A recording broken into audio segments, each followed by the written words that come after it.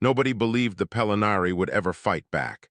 They were too soft, too thin, too breakable. Their bones were hollow like a bird's, their skin so pale you could see the blue rivers of blood running underneath. They were healers, not warriors. The galaxy knew this. The slavers knew it best of all. The Drenak marauders had been hunting the outer rim trade lanes for decades. They picked off the weak, the slow, the ones nobody would miss. Medical ships were their favorite targets. Easy cargo, fragile bodies that fetched high prices on the black markets of the deep frontier. So when the galactic relief vessel Kindness of Stars drifted through the Nellis corridor carrying 46 Pellinari crew and 12 rescued patients from a colony fever outbreak, the Drenak saw exactly what they always saw. Prey. Rowley was sitting at the communications console when the first blast hit. The ship screamed around her. Metal twisted. Lights died and came back red. She grabbed the edge of her station as the floor buckled and a support beam crashed down 3 seats away, crushing the navigation panel into sparks. The second blast killed the engines. The third took the shields. After that, it was just waiting.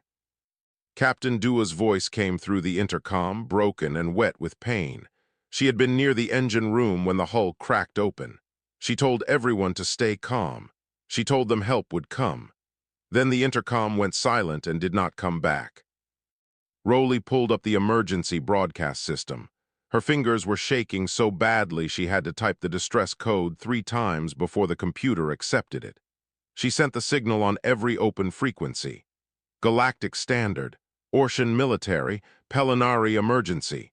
She cycled through them all and nobody answered. She knew nobody would.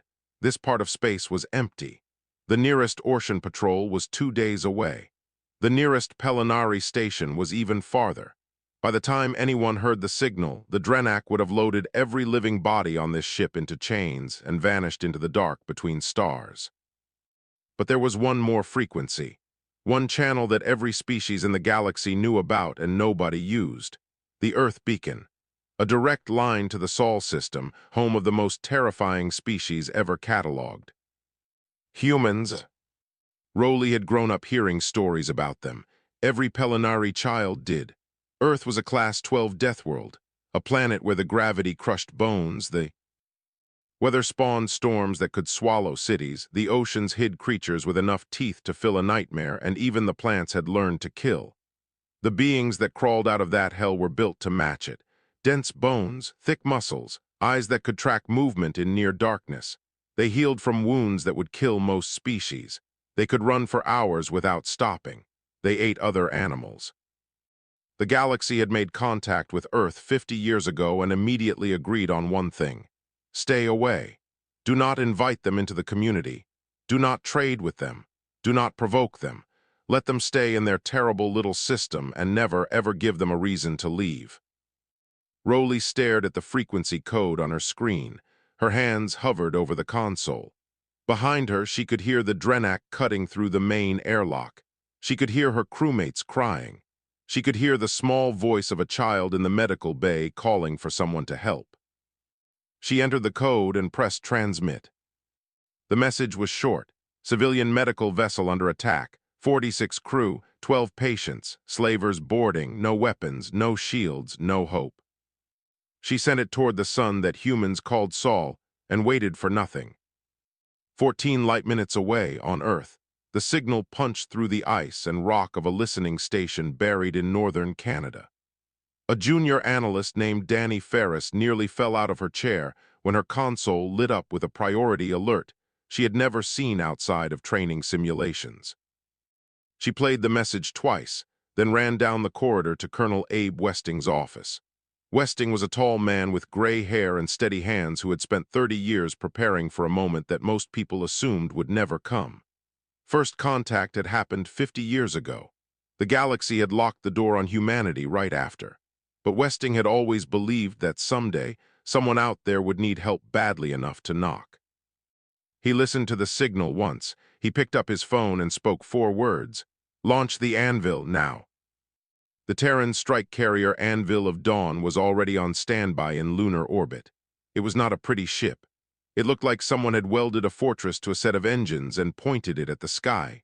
200 Marines, a full field hospital, enough armor to shrug off a small asteroid. It launched in 38 minutes and hit faster than light speed before. Most of its crew had finished strapping in. Back on the kindness of stars, the Drenak broke through the airlock. Rowley could hear their boots on the deck, heavy and wrong.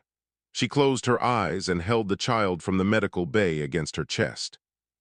Somewhere far away, something was coming.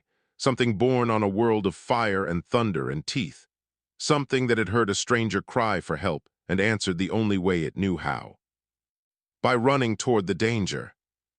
Gul Hasek had raided over 100 ships in his career and never lost a single boarding action. He was Drenak. His people were built for violence. Thick gray hide, 4 arms and jaws that could bite through metal cable. In the hierarchy of galactic predators, the Drenak sat comfortably near the top. So when his sensor officer reported a single vessel approaching at high speed from the inner system, Hasek barely looked up from his work.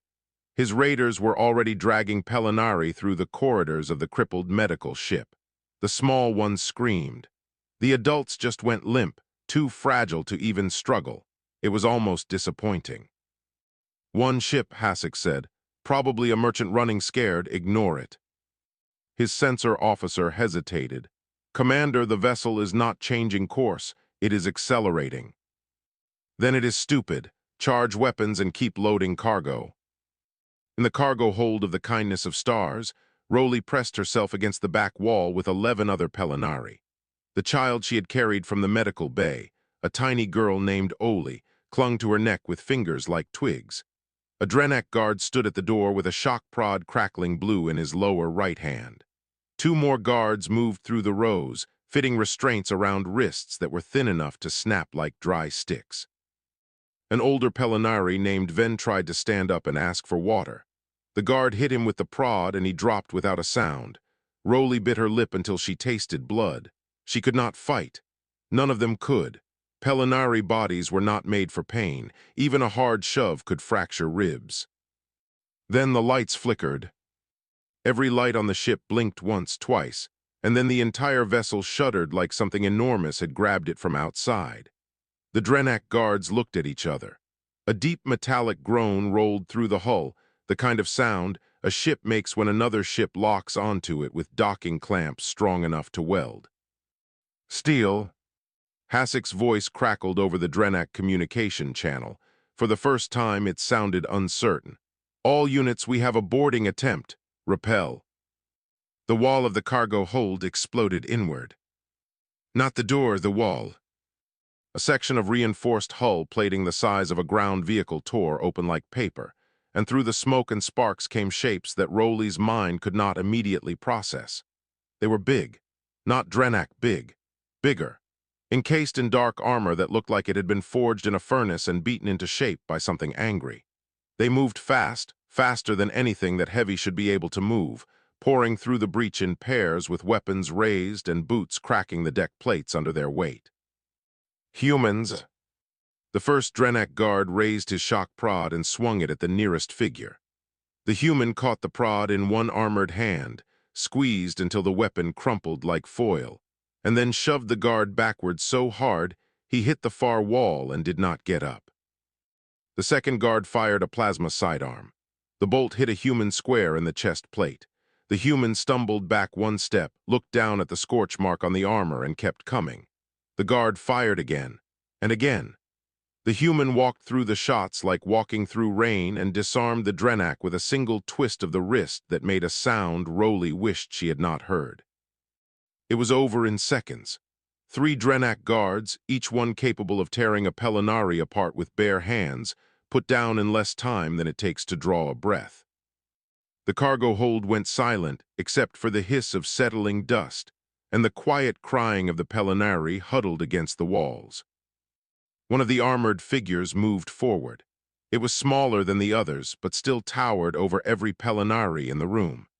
It stopped in front of Rowley and the child, and then did something that broke every expectation Rowley had ever held about Deathworlders. It knelt down. Slowly, carefully, The way you kneel in front of something small and scared that you do not want to frighten. The helmet tilted, and a woman's voice came through the speaker, soft and warm and steady. Hey, you are safe now. Nobody is taking you anywhere. Rowley could not speak. She just stared at the dark visor and held Oli tighter. Above them on the Drenak cruiser, Hasek was learning what fear tasted like. His soldiers were reporting in from every deck.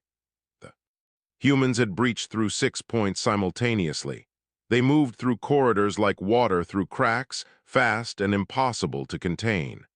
Bulkhead doors that could stop a plasma charge were ripped off their hinges. His best fighters lasted seconds.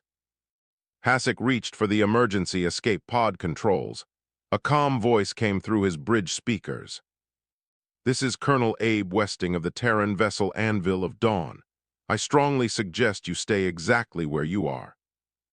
Hasek looked at the tactical display. His cruiser was locked in place by docking clamps he could not break. His weapons were offline. His crew was surrendering faster than he could issue orders. He sat down in his command chair, and for the first time in his life did as he was told. The first human medic who tried to help a wounded Pelinari almost killed her by accident. Staff Sergeant Nora Pitts had spent 12 years patching up soldiers in the worst places Earth had to offer. Jungle combat zones, Arctic rescue operations, collapsed mine shafts where the air was more dust than oxygen.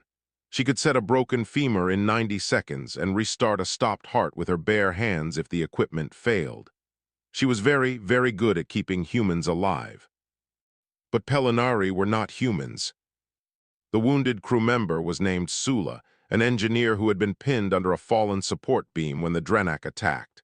Nora cut her free, laid her on a stretcher, and reached for a standard-issue painkiller injection. The needle went in and Sula's entire body seized. Her pulse, already weak, dropped to almost nothing. Her translucent skin turned from pale blue to gray. Nora pulled the needle out immediately and checked the dosage. It was a standard human dose. For a Pelinari, it was enough to stop a heart. She stood there for 3 seconds, staring at the tiny alien on the stretcher, and then she started thinking like a Deathworlder. Adapt, improvise, overcome. That was not just a military motto. It was the story of her entire species. Humans had survived ice ages, plagues, famines, and wars by figuring things out on the fly. This was no different. The patient was just smaller, lighter, and made of glass. Nora sent 2 of her medics to raid the ship's chemistry lab. They came back with micropipettes, dilution solutions, and sample containers designed for handling trace amounts of liquid. She calculated the dosage ratio between human body mass and Pelinari body mass, diluted the painkiller to 1/40th of its normal strength, and administered it drop by drop through a pipette so thin it was almost invisible. Sula's pulse steadied. Her skin flushed back to pale blue. She opened her eyes and looked up at the enormous creature leaning over her with a face full of concentration and concern. "Am I dead?" Sula whispered. "Not even close," Nora said. Word spread quickly through the Anvil of Dawn. The medics faced the same problem with every piece of equipment they had. Bandages were too rough for Pelinari's skin. Splints were too heavy. Blood pressure cuffs could crush an arm. The standard-issue surgical tools were designed for beings with dense muscle and thick bone and would tear through Pelinari tissue like a blade through silk. So they improvised everything. A Marine named Colby spent 2 hours carving splints from plastic food trays, sanding each one smooth by hand so it would not scratch the skin. Another medic named Risa discovered that the soft cotton from human pillow stuffing made better wound padding for Pelinari than any medical gauze they carried. A technician figured out how to adjust the gravity plating in the medbay and dropped it to 1/4 Earth standard, so the Pelinari patients could breathe without the crushing weight of human normal gravity pressing on their hollow chests. Rowley watched all of this from a corner of the medbay where she sat with Oli sleeping in her lap. She had not spoken since the rescue. She did not know what to say. Every story she had ever heard about humans described monsters. Apex predators from a planet of death who fought and killed and consumed everything around them. Beings so dangerous the entire galaxy agreed to lock them behind a wall of silence and pretend they did not exist. Nobody had ever mentioned this. Nobody had told her that a human soldier would sit on the floor for 3 hours feeding bone broth to a Pelinari child with a spoon, blowing on each sip to make sure it was not too hot. Nobody had said that a human medic would cry real tears when a patient's pain was too great to ease. Nobody had warned her that these Deathworlders would lower their own gravity, making themselves weaker and slower, just so their patients could rest easier. Late that night, Rowley finally spoke. She found Nora Pitts sitting beside Sula's bed, monitoring her vitals on a handheld device she had recalibrated. 6 times. "Why are you doing this?" Rowley asked. Nora looked up. Her eyes were red from exhaustion. She had not slept in 20 hours. Doing what? All of this, the medicine, the gravity. You made your own ship uncomfortable for your people so we could breathe. Nora was quiet for a moment. She looked at Sula, then at the row of Pelinari patients resting under blankets that had been folded 4 times to be soft enough. "Where I come from," Nora said, "we have a saying, you do not measure strength by what you can break, you measure it by what you can hold without breaking." Rowley did not fully understand the words, but she understood the feeling behind them.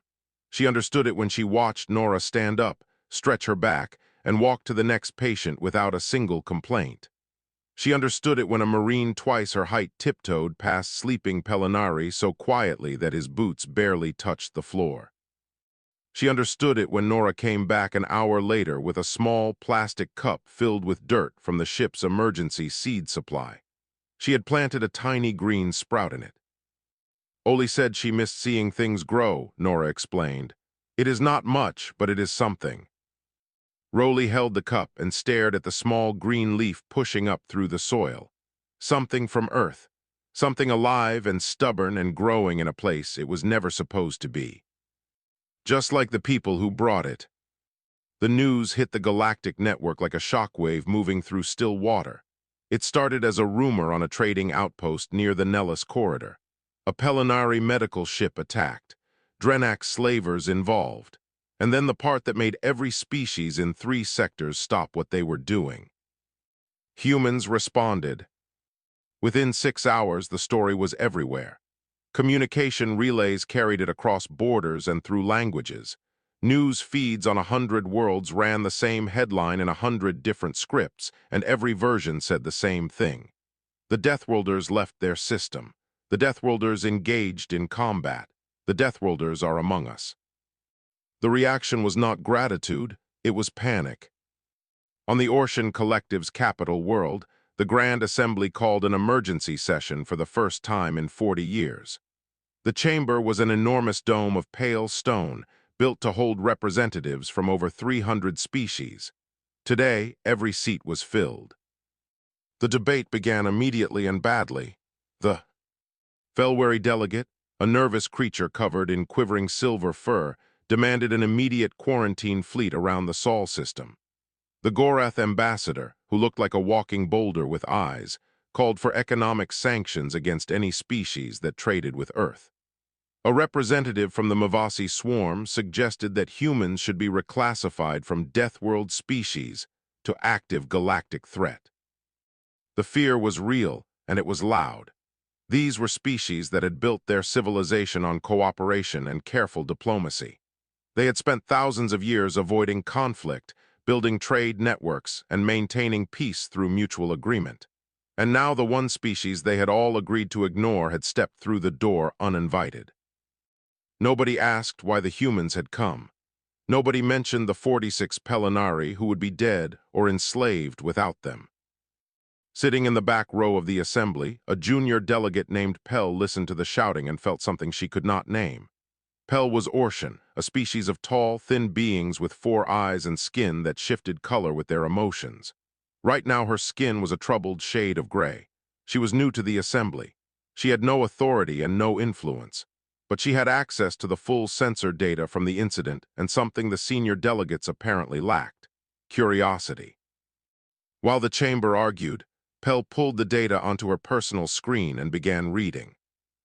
The sensor logs told a different story than the one being shouted from the podium. Pell read through the engagement record line by line. The Anvil of Dawn had dropped out of faster-than-light travel within weapons range of the Drenak cruiser. It had the firepower to destroy the slaver ship in a single volley. The data was clear on this point. Human weapons were built for a species that treated war as a survival skill. They could have turned the Drenak cruiser into dust. They did not. Every shot the humans fired was targeted at specific systems. Engines, weapons, shield generators. Not one round hit the hull in a way that risked decompression. Not one strike was aimed at crew quarters or life support. The boarding Marines used restraints rated for Drenak physiology, meaning the humans had studied their enemy's biology before arriving and brought equipment specifically designed to capture them alive. Pell checked the casualty report. 0 Drenak dead, 14. Injured, all treated by human medics after the fighting stopped. Gal Hasek himself was restrained with padded cuffs and given water and food within 20 minutes of his capture. She read that last part twice. The Drenak had been in the middle of enslaving civilians. They had beaten Pellinari with shock prods, broken bones, and terrorized children. And the humans, the most dangerous species in the known galaxy, had captured every single one of them alive and then made sure they were comfortable. Pell looked up at the assembly. The Felwary delegate was still screaming about quarantine. The Gorath ambassador was pounding the table. Nobody was looking at the data. She stood up. "Excuse me," she said. Her voice was quiet and the chamber was loud. Nobody heard her. She adjusted her microphone and spoke again. "I would like to present the full sensor data from the incident." The chamber slowly quieted. Senior delegates turned to look at the junior member with expressions ranging from annoyed to curious. The assembly speaker, an ancient Orcian with deep green skin, nodded for her to continue. Pell projected the data onto the main display. She walked the assembly through every detail. The precision of the human weapons, the non-lethal restraints, the medical treatment provided to the very people who had been committing a crime. She showed them the internal communications from the Anvil of Dawn, which had been broadcast on open channels. Colonel Westing's voice, calm and measured, ordering his Marines to minimize harm. The chamber was silent. "We are discussing whether to build a wall around the most powerful species in the galaxy," Pell said. "But I think we should be asking a different question. They had the power to destroy. They chose to protect. They had the right to kill. They chose to heal. What does that tell us about who they really are?" Nobody answered, but the color of the chamber shifted. The angry reds and fearful grays slowly gave way to something more uncertain, more thoughtful.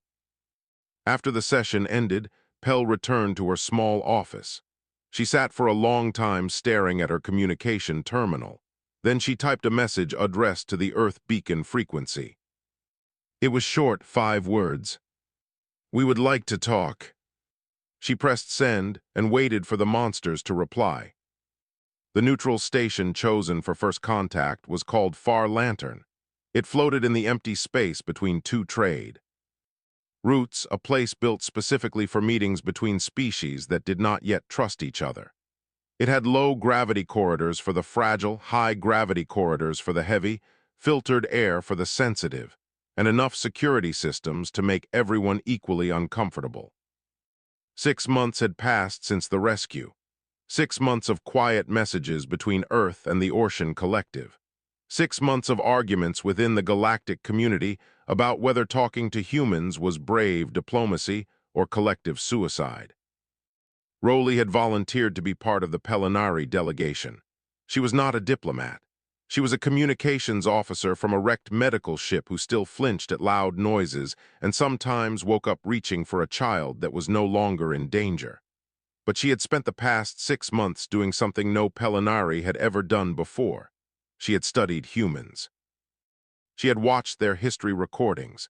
She had read their literature. She had seen the worst of them, wars that killed millions, weapons that could crack a planet, cruelty so calculated it made the Drenak look like amateurs. And then she had seen the rest.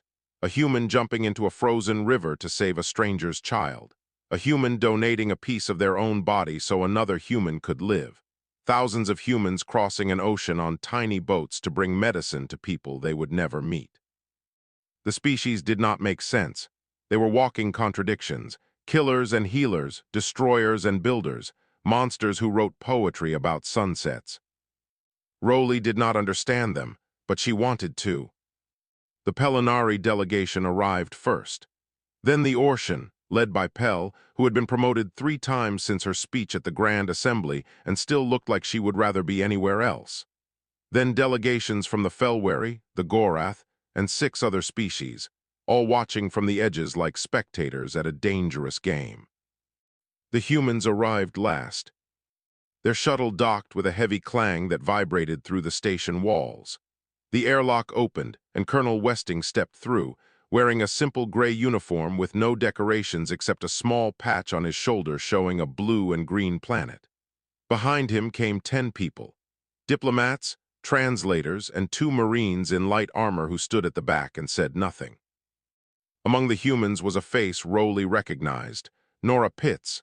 She had been promoted to lieutenant and assigned to the diplomatic team as a medical advisor.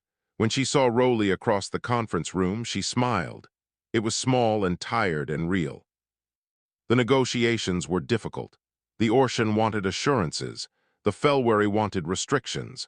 The Gorath wanted trade terms that heavily favored their own interests.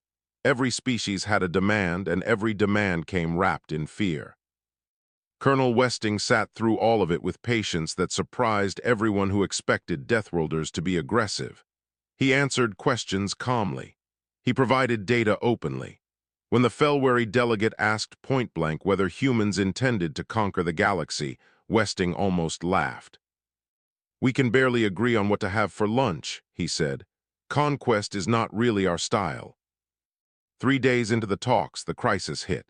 A radiation storm, the kind that swept through this region of space once every few decades, struck Far Lantern without warning. The station's outer shields held, but the secondary shielding in the residential sectors failed completely. Radiation levels in the alien quarters spiked to levels that would cause cellular damage within hours for most galactic species. For Pellinari, it was even worse. Their transparent skin offered almost no natural protection. Alarms screamed through the corridors. Delegates panicked. The Felwary delegate froze in place, trembling. The Gorath tried to break through a wall to reach the shielded core and only made the structural damage worse. The humans did not panic.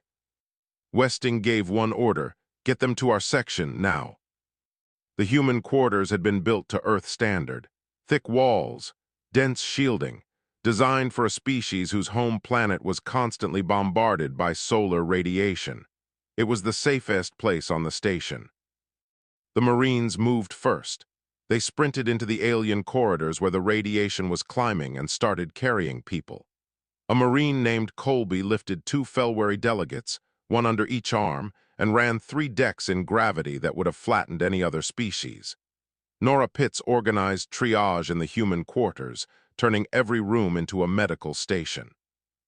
Westing found Ambassador Sevi, the elderly Pellinari diplomat, collapsed in a corridor where the gravity was set to standard, and the radiation was thickening like invisible poison. She weighed almost nothing to him. He picked her up as gently as lifting a paper lantern and carried her on his back down 3 flights of stairs, talking to her the whole way so she would know she was not alone. It took 90 minutes. 90 minutes of humans running back and forth through radiation that reddened their skin and made their eyes water, carrying aliens who could not carry themselves. When the last delegate was safe inside the human section, Westing sealed the doors and allowed himself to sit down. His hands were shaking, not from fear, from the radiation burns forming on his arms where he had removed his jacket to wrap around Sevi to give her extra shielding. Every delegate survived, every single one. Ambassador Sevi, wrapped in a human jacket that smelled like sweat and coffee, looked at the burns on Westing's forearms and said quietly, "You hurt yourself for me." "It will heal," Westing said. "That is what we do." When the storm passed and the damage was assessed, the Orcian collective called for a vote on opening formal relations with Earth. It was not unanimous. Fear does not disappear in a day, but it passed. Pell cast the deciding vote.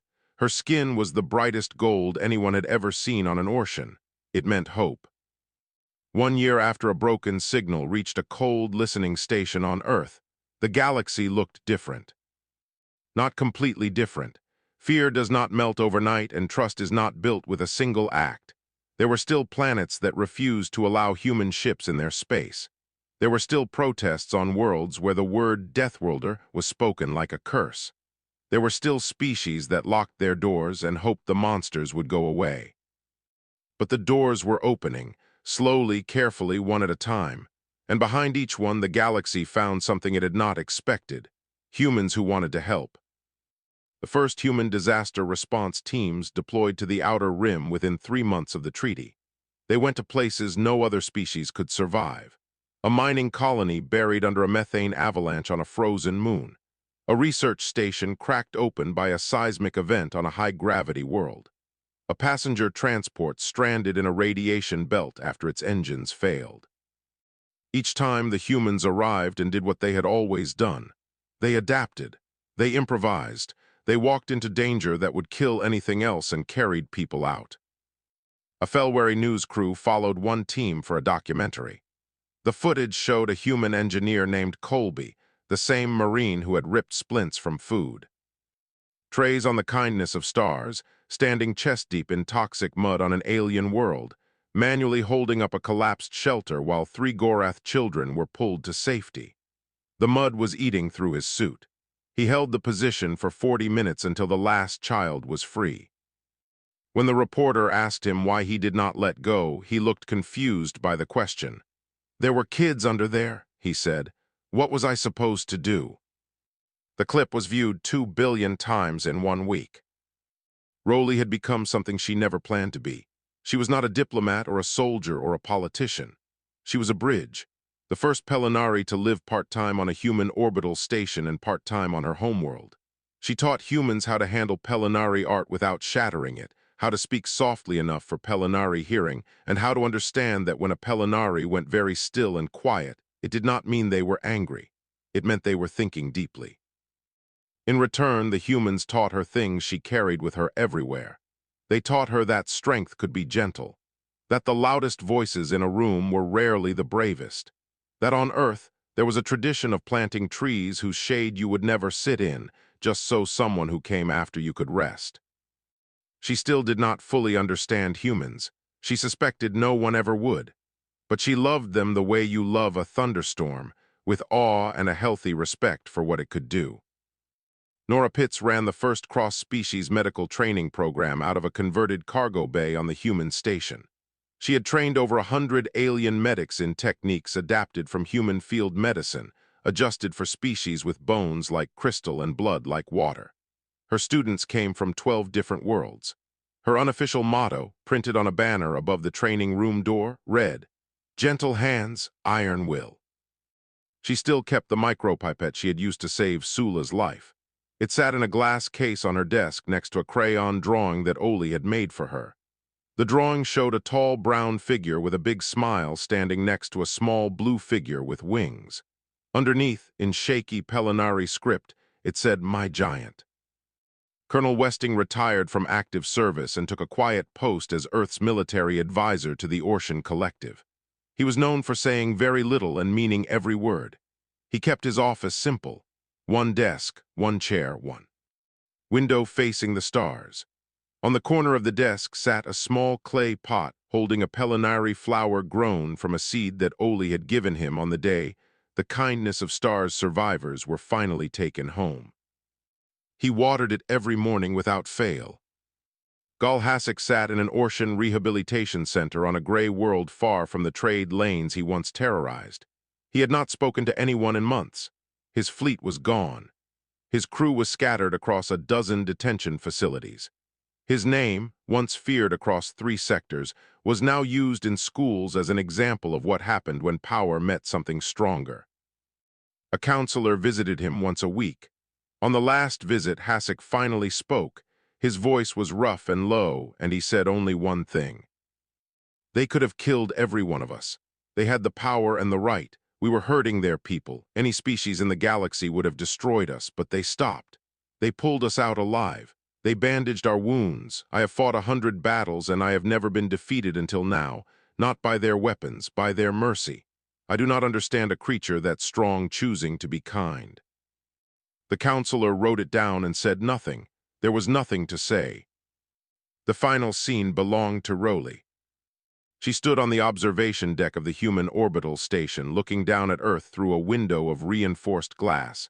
She could see everything from here: the massive green and brown continents, the swirling white storms that could swallow her entire homeworld, the deep blue oceans that hid creatures larger than starships, the volcanoes, the deserts, the ice, a world that tried to kill everything on it every single day. And the lights, millions of tiny lights scattered across the dark side of the planet. Cities built by beings who had clawed their way out of the mud and the blood and the fire and decided, against all reason and all odds, to keep going. To build, to reach up, to answer when someone called for help. Rowley placed her thin hand against the cold glass and whispered, "Thank you for answering." Behind her, a communication console beeped. A new signal, an SOS from a distant sector. A colony ship stranded near a collapsing star. Civilians aboard, no weapons, no shields, asking anyone anything please to come. A human officer glanced at the message, nodded once and typed a response. At the bottom of the transmission log, a single entry appeared. Terran response dispatched. The Deathworlders answered, they always would.